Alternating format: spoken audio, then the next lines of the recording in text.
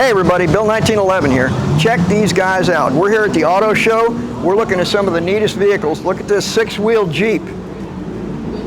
Is this cool or what? We've got a jacked up 4x in front of it and another six-wheel truck up in front of it. This is some pretty cool stuff. And we haven't even gone inside yet.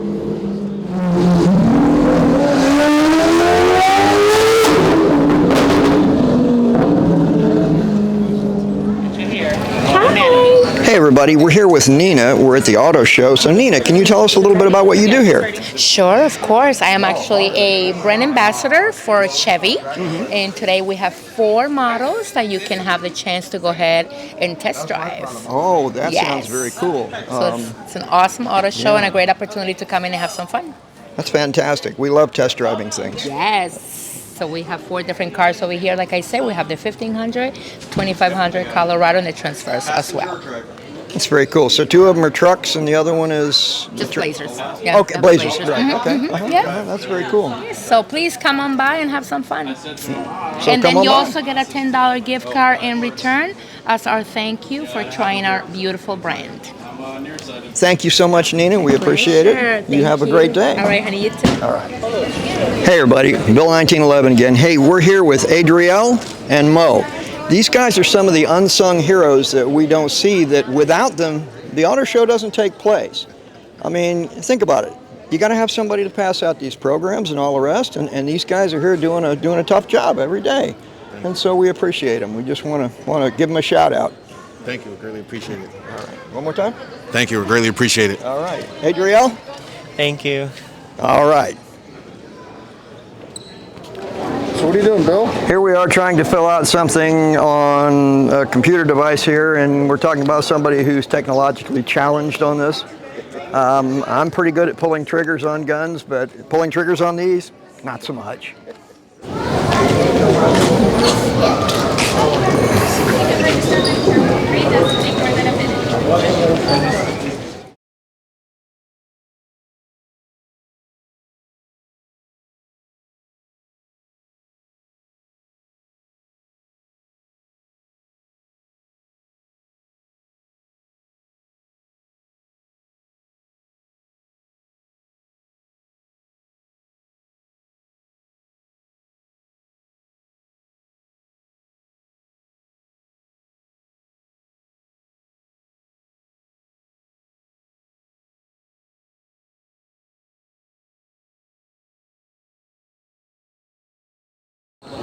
All right, hey everybody. Hey, this is a look but don't touch kind of moment.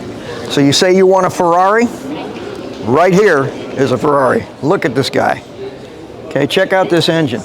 A lot of times we don't realize just how sophisticated the technology involved in one of these high-powered race cars are. These wheels are actually made of titanium, and they're tremendously light. If you took that off, you'd be surprised. You could take the whole wheel and pick it up with one hand. They are just light as can be. If you look on the tire, well, you have to come over here to see it. There's these little holes in the tire. Look like they're drilled in the tire. Those holes allow them to gauge how much rubber they have left on these tires, because there's no tread to actually look at. The engine on this thing, these things put out an unbelievable amount of horsepower for very, very little weight. Look at the suspension back here. You see the shocks and everything? If you notice, everything is adjustable on this. There's nuts that adjust everything on it. These ground effects, there's nuts and adjustments on those so that they can control the angle. All of this is adjustable based upon the conditions of where you're racing and the actual track that you're racing on. What a magnificent piece. If you look up here, you'll see 3 antennas. Okay, these 3 antennas go to the electronics so that they have telemetry, so you can actually see what they're doing in the pits. They know exactly what the car's doing from the pits. Porsche. This is a Hyundai. Pretty cool, huh? It kind of looks a little bit from the back end. It kind of looks a little bit like a Porsche. This is definitely not a Porsche emblem. Right. Okay, well, we got in. Amazingly, they actually let us in. Can you believe that? I mean, if you saw me, would you let me in? Let's be real about this. All right, you don't normally have that much room in a regular showroom. Usually the cars are a lot closer together, but we've got some really neat vehicles in here that we're going to take a look at. There's EV vehicles here if you're into that. There's, boy, there's just everything. What a bunch of beautiful cars.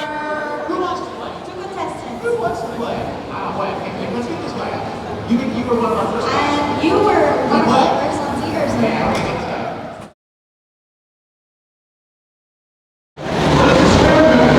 Now we shot one of these outside. It's a little different color and everything, but it's the same basic car. Tell you what, Hyundai has come a long way. All right, one of the things here that I noticed is kind of a telltale of being an EV is that there's no grill on this. And the other thing you can see here is the big E right here. That's kind of a dead giveaway. And this little door, this is where you plug the car in at. I never thought we'd see a day when we plug a car into something other than a gasoline pump. Process of building a converter for it and letting people buy into their charging system, but that's on the Tesla model. So, yeah.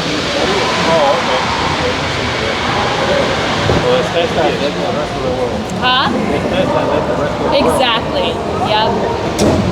Although I hear that there's a couple companies that are starting to buy into the Tesla and switching over, like Rivian, I think they're going to be switching over. So it's interesting. It's all evolving and changing because Tesla definitely is ahead of the game with their charging stations. So.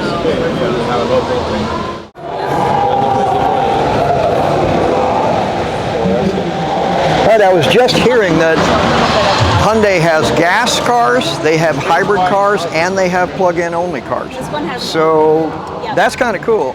Myself, I kind of like the idea of a hybrid.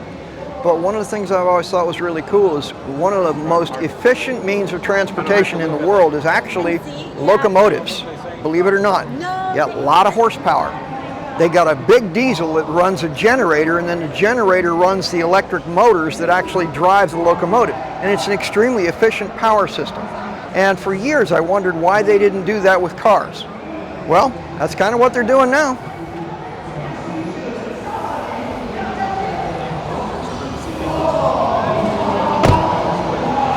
So what do you think? Is it a match color-wise? Is this cool or what?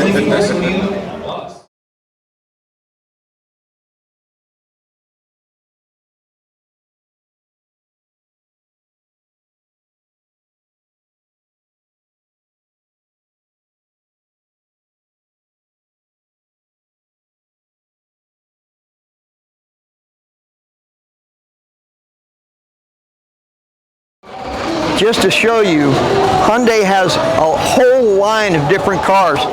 The color actually goes pretty well with my beard. What do you think, huh? Now, if the car just had a mustache, it could be the Bill 1911 mobile. Oh, it kind of looks like it. It kind of does. I mean, look here. It's almost like a handlebar right through here. Yeah, there it is. Look at that. Look at the handlebar right there. Woohoo! Okay, I was just talking to the guy from Hyundai, and he was telling me, now this is not a quote, this is a paraphrasing. He was telling me that this car, this particular vehicle, this is a gas engine vehicle only. They don't have any models of this that are hybrid. I didn't ask about EV, but this one is, in particular is a gas model. But I'll tell you what, it's a good looking car. All right, do you remember a few years ago the Chevy Avalanche? It had a little bed on the back like a pickup truck and a car combined. And this one is kind of like that. But look at some of the things that Hyundai's put in here. This has got like a built-in top on the back of it, like a roll-up top. I mean, this thing is really cool. Check this thing out. Is this an amazing vehicle or what? Let me get a hold of it. See this will close, so you can keep your groceries in here. If it rains, you're all right. So it's kind of cool. I'll put it back the way it was. Now, I don't know if you noticed this, but it's kind of hard to pull out. But when you push it, it slides really, really easy. So it's kind of spring-loaded in there, and that pulls that almost like a roll top desktop. Over here, this is the test track where you can actually test drive some of these EV cars. Now they're only test driving EVs in here if you notice, and the reason why is there's no fumes of carbon monoxide from burning gas as long as you're using an EV. Well, it looks like they've got a simulator going on for a racetrack, I guess. These guys are showing the cars. All right, check this out. This should be fun to watch. Now, if it's me, I'd be wrecking every 5 seconds. You know, I mean, I'd crash all the time. All right, here you go. All right, there you go. And we're off. Look at him go. Look at him go. Looks like they've even got a line on it where you can see where you're supposed to drive. And just a second ago, I noticed when he hit the brake, the seat actually rocked forward. This whole apparatus is actually moving as he's driving, which is really kind of neat. There you go. See it leaning back and forth? Is that cool or what? It's like taking into consideration the G-forces. Yeah, it's doing all that stuff. Showing the way the car leans when it goes back and forth. That's pretty neat. I wouldn't mind having one of those in my living room.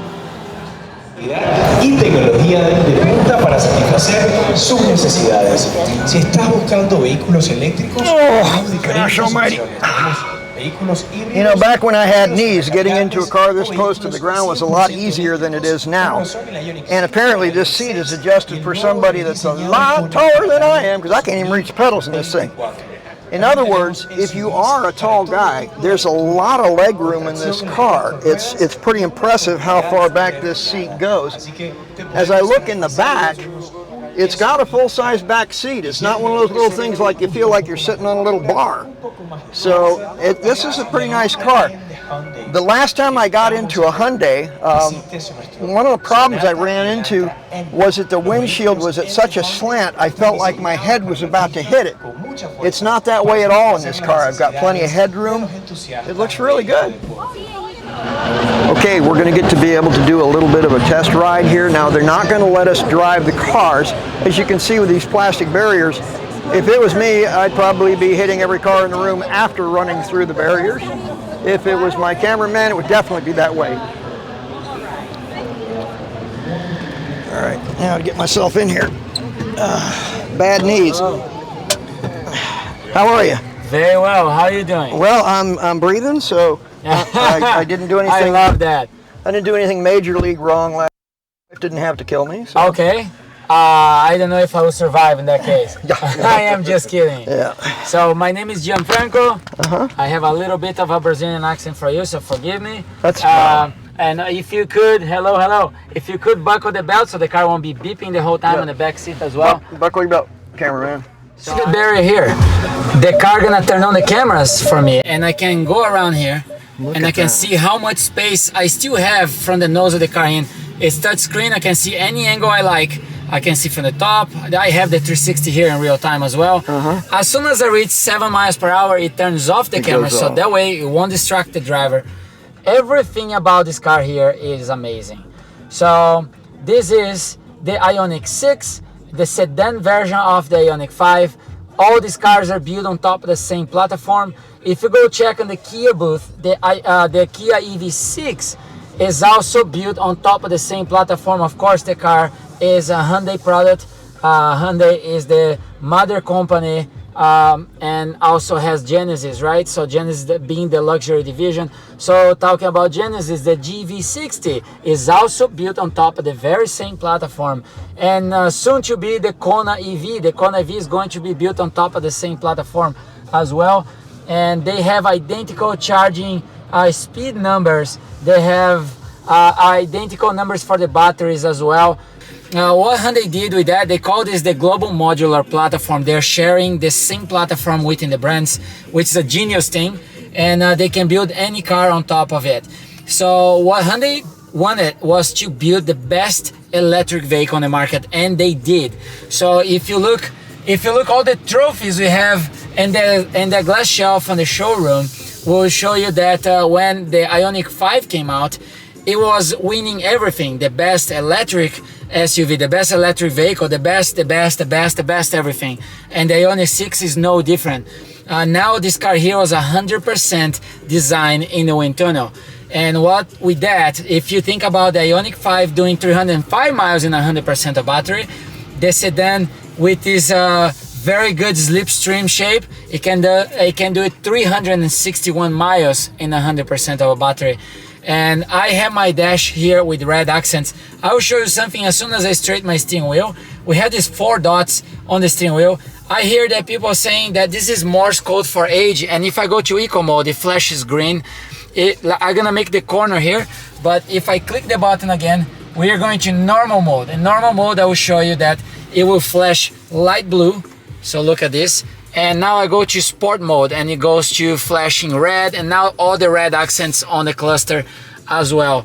This car can charge my phone by induction. I just put my phone right here and it will charge cordless.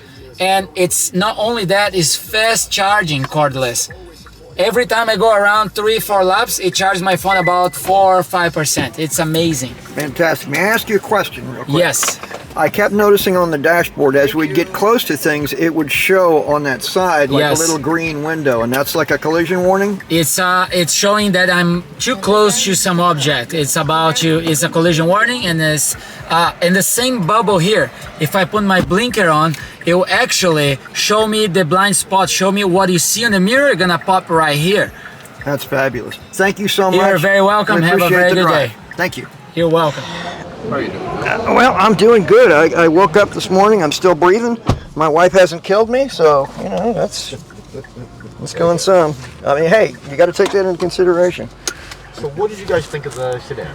Well, I really liked what I saw. Are we rolling, Clyde? Yes. Okay, good.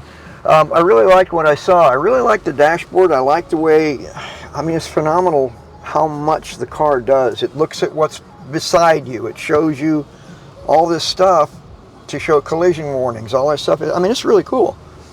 I'm very impressed with it. What do you drive now? I drive a Toyota FJ Cruiser. I couldn't take this to the woods where I want to go. And your wife? My wife drives a Toyota Camry. And I drive a Toyota Avalon, Jaguar, and a Ford Mustang. And he also drives me crazy.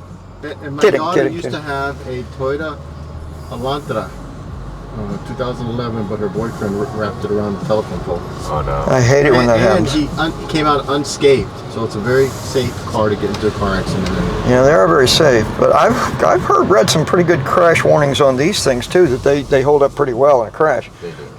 Not that I plan on testing one that way. No, you know? we don't want to test the airbags. No, we don't want to test anything as far as safety equipment is concerned, other than the seat belts. That works for me. Because he was drunk. By the way. Not any defects with the car. But the safety mechanism in the car saved his life. So, what do you want to know about the car? What's important to you? Reliability is a big thing for me. My wife is driving all the way across the state every week. I honestly don't think an electric would work for her. However, a hybrid might. Okay. I'm not real sure on that, to be honest. Have you looked for EV charging stations? I have not. That's one of the things that's an issue, is where she's at. I can promise you there aren't any there. How many charging stations do you think there are within 50 miles of where we are? I have no I would idea. say 100. These are the 30 closest stations to where we are in a 1.6 mile radius. I think there's a bit more than a few hundred. I have a question. And we're on an How many island. is it? How many is it?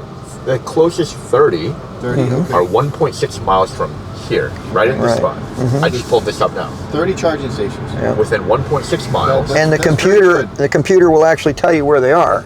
on an island. Uh-huh. We got water on two sides of us. Right. I have a question. And I forgot what it was. I hate when I do that. So while you're My thinking brain about fell out. Yeah. that, remember that the average charging station does not look like a fuel pump. It looks like a parking spot.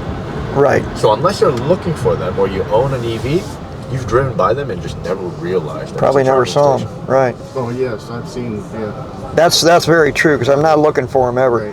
The Just how question I wanted to ask is about how long does it take to charge this thing? On a DC fast charger, 18 minutes for 80%. 18 minutes for 80. That's not bad. I mean, really. So cross-country driving for a wife, I don't think it'll be an issue with that. Yeah. Well.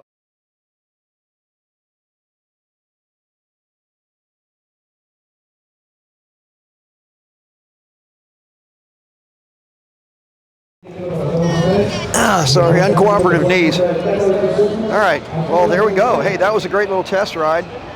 We got to learn a lot more about the EV vehicles.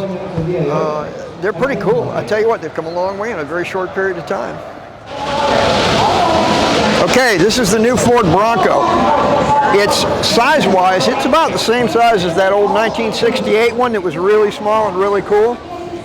This thing's a lot more sophisticated. Let me tell you, the technology has come so far from then till now.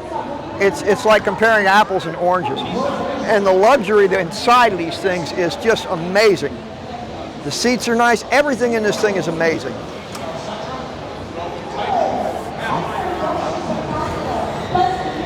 I mean, if you think about just the headlights on this thing, back in the day, they were these great big power draining bulbs that, man, they were something else. They just took a whole lot of juice. If you left your headlights on for an hour, you'd be walking because your battery would stop being filled, or you'd drain it and it would be a problem.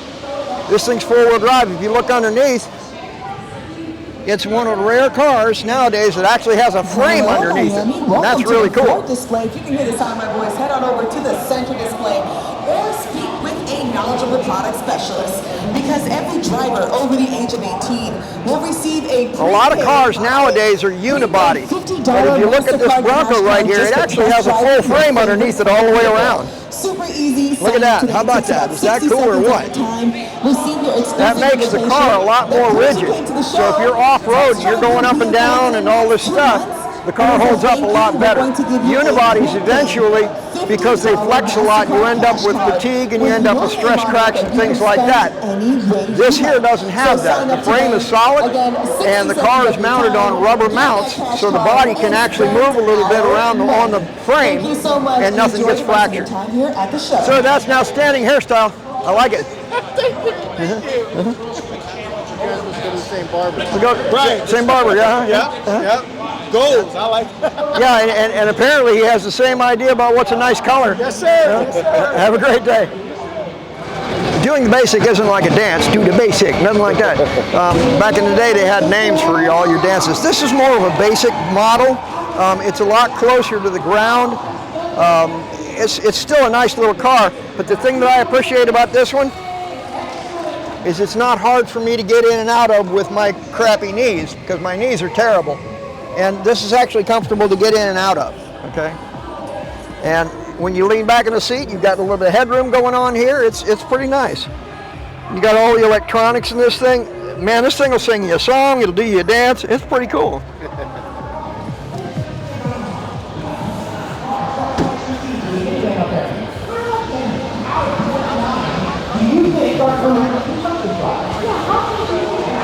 And look at this, the grill, it's even in my color. Okay, they call this one the Sport Bronco, and my cameraman said, oh, that's kind of retro, isn't it? But really, the one that's really more retro is this guy over here, because those old ones back in the 60s, 68 and all that, they were four-wheel drive like this one. And at the time, man, if you wanted to go off-road, that was the vehicle to have, was the Bronco for a long time. A lot of guys tried to copy it, but the Bronco, that was the first really of its kind, and it's a pretty neat vehicle. Well, I'm trying to look at this little guy here. It says it's an off-road model, okay? It's got like a little truck bed in the back. I was looking to see if it was full frame or not. It's very small, it's not real big. I can't really tell from here. Okay, so this little guy here, the FX4 Off-Road, it is unibody. It is not a full-frame vehicle. Personally, I want something, if I'm going off-road, I want something that's got a full frame on it, like that four-wheel drive Bronco over there. That thing is a beast.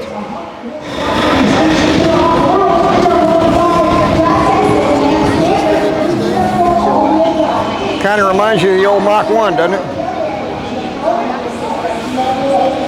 You know, back in the day, in the 1970s, in the Mach 1, everybody wanted extra size in their cars, so they actually put a sheet metal front end on it to make it look about a foot longer. Yeah, they put an extra foot. Then you get into the car, you look, and the radiator is like this far away from the front of the car. So that's what they did back in the day. Nowadays, they're trying to make them smaller and lighter and slip through the air easier. That's why I got this. It'll slip through the air easier. More streamlined. Let me know if you guys have any questions. Can you put one in my stocking for Christmas? I wish I had the power.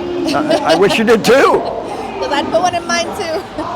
He's a big Mustang guy, and yeah. You're probably not going to like this, but myself, nothing's going to compare with that Challenger. For me, I love that Challenger. Okay, it's okay. I mean, this is good. Yeah. This is good, but the Challenger, I get it. Everyone has their preference. that Challenger, that is a sexy car. I love that car. It's a good-looking car, for sure. A lot of it's shaped like cars when I was a kid. You know? I see, yeah. So, yeah. How much is this car? This one is priced at about $75,000. 75,000? So it's 500 horsepower. It's got the 5-liter V8 Coyote engine. Okay. Is it supercharged, turbocharged? It's naturally aspirated, yes. Oh, cool. So if you turbocharge it or supercharge it, it'd really be a beast. Yeah. Okay, take a look down here. Look at the size of the brake rotors on this thing. These things are gigantic. You step on the brakes on this thing, and you are going to have some brakes. This thing is really going to hold that tire hard. Okay, this is the Mach 1 model of the Mustang. I don't know a lot about the car, honestly, other than the fact that it is super cool, and it comes in a color that goes well with my beard. It's pretty neat. I don't know what's in it for an engine, but I'm sure it's got one. Looks like automatic transmission. Check it out. You know, that's the cool thing about going to the auto shows is you get to see all these cool cars. You get to see some really neat stuff on them. I don't know, maybe it's the mechanical weirdo in me, but I look at things like, look how big those darn brake rotors are. This thing's got some brakes on it. There's no doubt about it.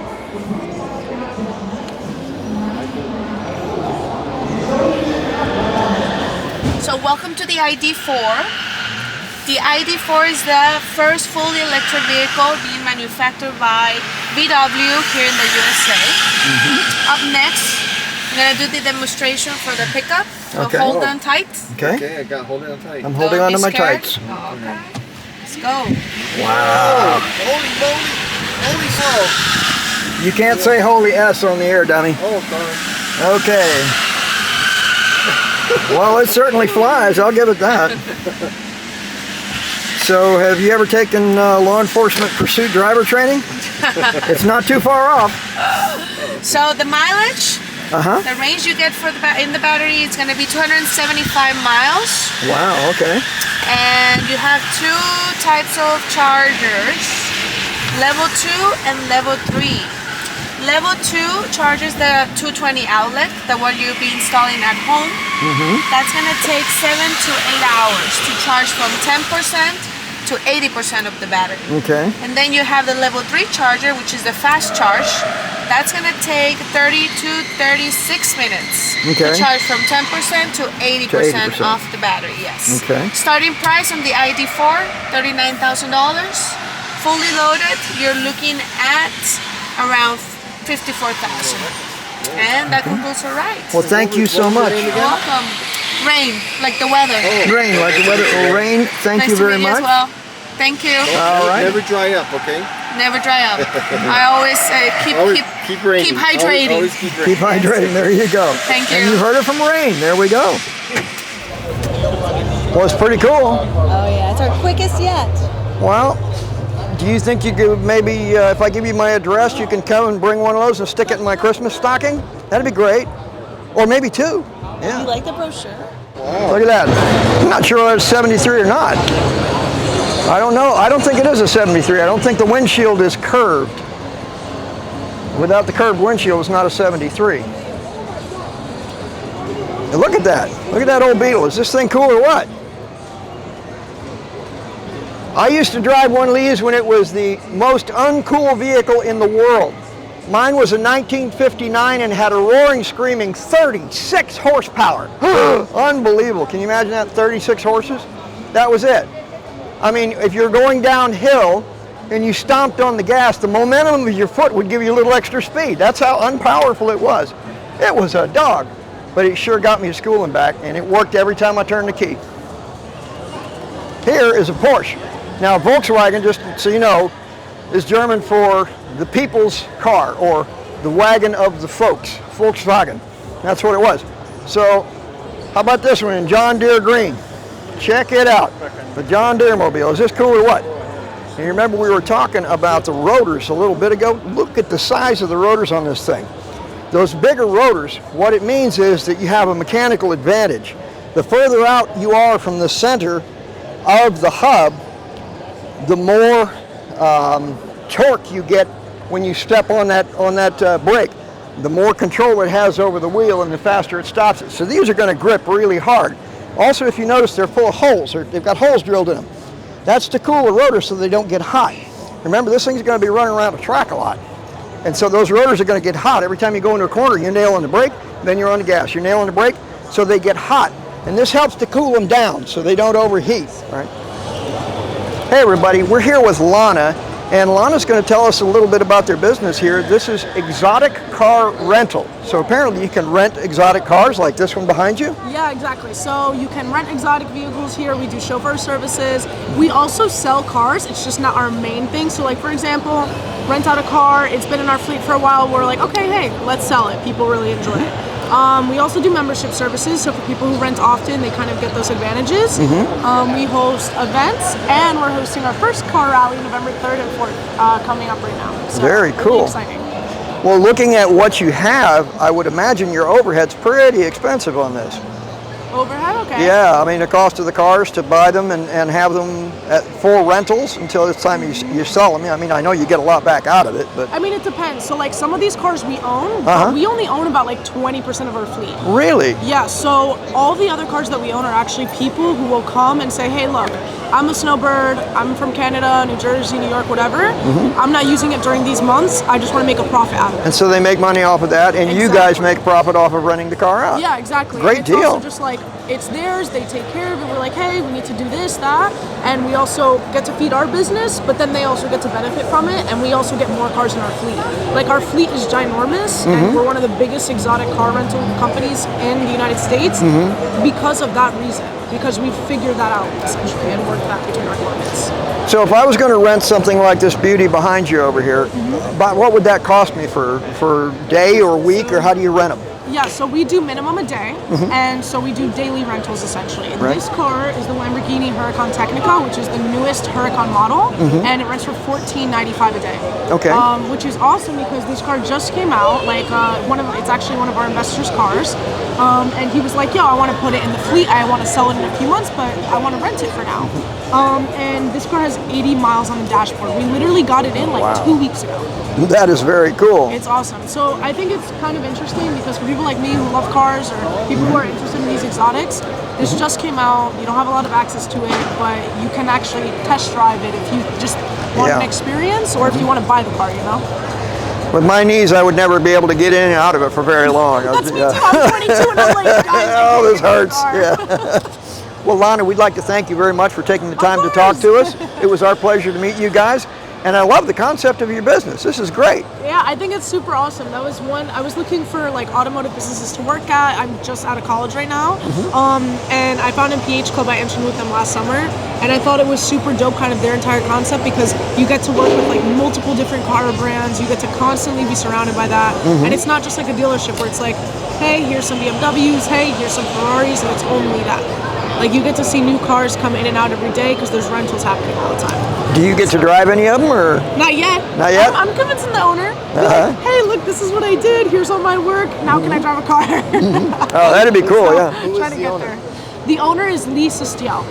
Yeah, so he started this business back in like 2010, and it's actually a super dope story. He was just like in love with cars, spent like all of his savings on putting this down payment for a Lamborghini. He was like, not recommendable, no one ever do that, and he literally couldn't pay the next car payment. So he was like, okay, how am I gonna do this? He rented out the vehicle, and then he was able to do his next car payments. But instead of saving to actually pay off the Lamborghini, he then bought a Ferrari. And then so that kind of got him into the cycle, and that's how we started up the business, and then eventually became profitable and wasn't in debt anymore. What year was that?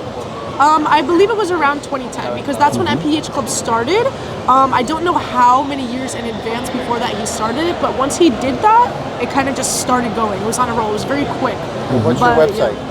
MPHclub.com. So that's also all our social medias, Instagram, Threads, Facebook, Twitter, or not Twitter, TikTok. So, yeah. Well, thank you very much. That's great information. So if you have a need to rent a Lambo, these guys have got them, and hey, $14.95 a day, did you say? Yeah, $1,495 a day. That is very cool. Yeah. Thank you very much, Lana. We appreciate it. Thank you.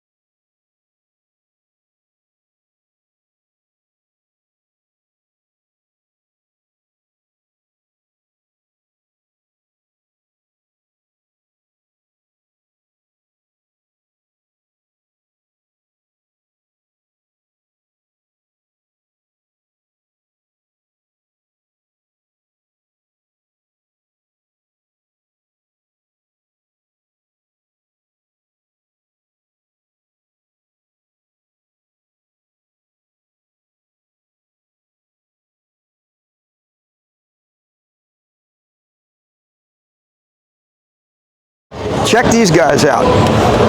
BMW is Bavarian Motor Works, and they make some really cool cars. Look at this guy. Talk about back in the day. Look at this guy. It's small, but it's got a lot of power. They move really well. They're very nimble. These new ones are monsters. These things go like the dickens. They're really cool. Next 30,000 miles. Check these guys out. You know, the problem with this place is that it's like when I go to a gun show, I want everything. I mean, I don't see anything that I wouldn't want to have in my driveway, especially the Corvette that's right behind the cameraman. I don't want to like. But he'll turn around and see that in a minute. I don't think he's seen it yet.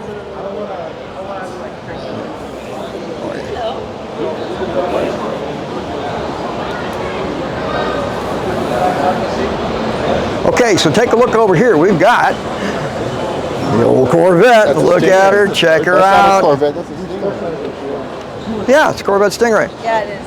1963. Yeah, it's cool. And right now I'm trying to let him do the talking, but unfortunately what he doesn't realize is that nothing's coming out over there because I've got the mic. Oh, that's true. He's gonna have to say it again. Hey, cameraman. It's actually a very nice model as well. I've got the mic. We didn't hear anything. Yeah. Okay.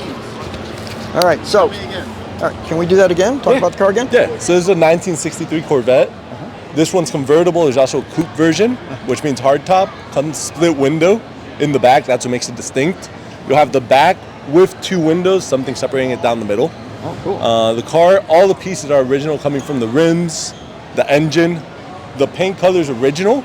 It's just a new paint job. Oh, okay, okay. Correct. So this is how the car is supposed to look, and of course, it's very well taken care of. Yeah, it's beautiful. Thank you, It's thank beautiful. Is this yours or? It's my father's. It's your father's. Correct. Yeah, yeah. Well, I'm really jealous of your father. Yeah. Is Dad the original owner?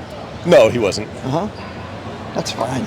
Yeah. What's wrong with that? He enjoyed it afterwards. Yeah.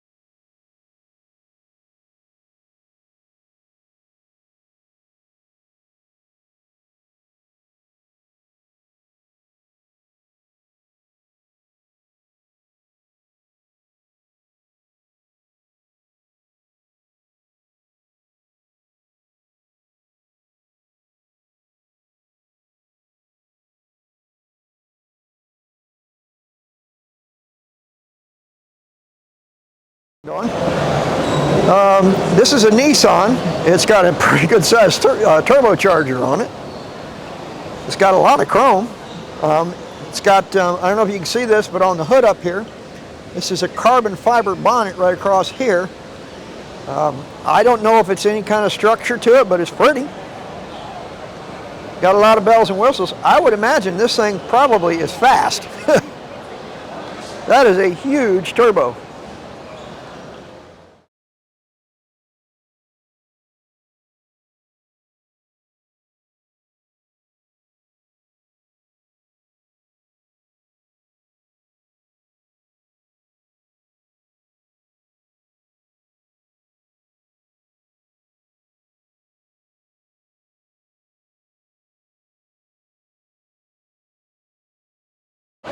Yeah. Okay, check this out, guys. Look in here in the trunk. A little bit nitrous oxide bottle in there. It's hard to tell how big of a shot this thing takes, but some of those things you can get 100 horsepower, 200 horsepower. I mean, you can get some monsters way up. Added to your regular horsepower. Yeah, that's added to your regular horsepower. So that thing's going to be a monster. What always gets me with these is you got to always remember, horsepower is not the whole answer to the question. You can have all the horsepower in the world, but if you can't hook it to the ground without spinning, you're not really using that horsepower. You're just kind of burning tires.